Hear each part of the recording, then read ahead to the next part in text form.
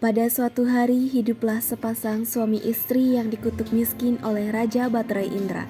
Hidup mereka sangatlah miskin, sampai ketika sang istri hamil dan mengidam buah mempalam, buah yang hanya ada di sekitar halaman istana. Datanglah si miskin dan memohon kepada raja untuk membentik buah mempalam di istana. Karena kemurahan hati raja, si miskin diperbolehkan mengambil buah mempalam tersebut. Setelah itu lahirlah seorang putra dengan paras yang elok diberi nama Marakrama. Dari lahirnya putra tersebut, kehidupan si miskin berangsur membaik dan bergelimang harta.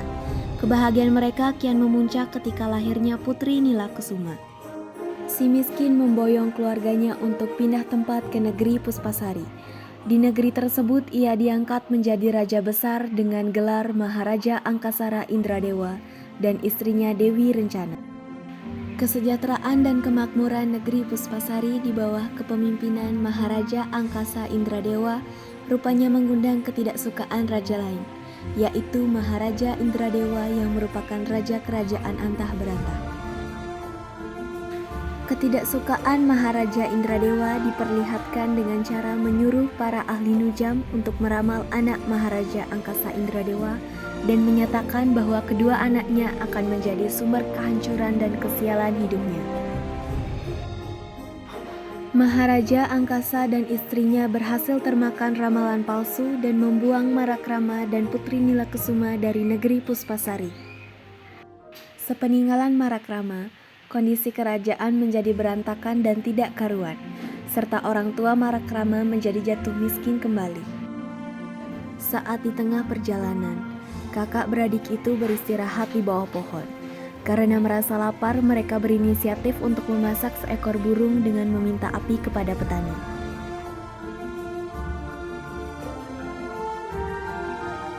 Namun, mereka malah dituduh sebagai pencuri lalu dibuang ke laut.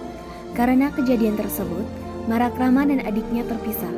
Putri Nilakesuma terdampar di pantai yang ditemukan oleh Raja Makibasari, yang merupakan putra mahkota dari kerajaan Palinganjaya.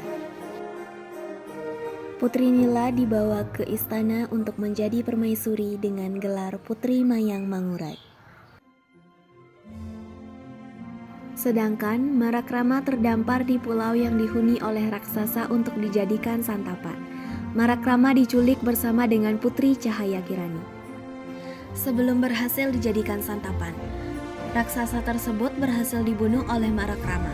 Setelah itu keduanya mencari kapal untuk pergi dari pulau tersebut dan mereka menumpang ke kapal saudagar menuju negeri Pangligam Cahaya.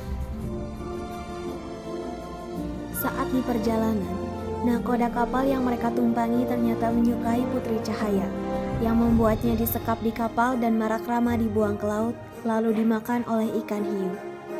Tetapi karena bantuan burung Raja Wali milik Nenek Kebayan, Marakrama bisa selamat dan keluar dari perut ikan hiu tersebut.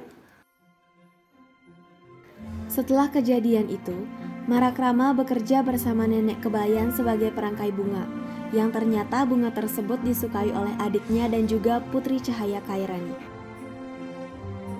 Karena itulah Marakrama bertemu dengan adiknya yaitu Putri Nilakesuma. Lalu Marakrama dan adiknya meminta kepada Cahaya Kairani untuk mengembalikan Puspasari kepada orang tuanya. Dari kejadian itu Marakrama diangkat menjadi raja di negeri Puspasari menggantikan ayahnya.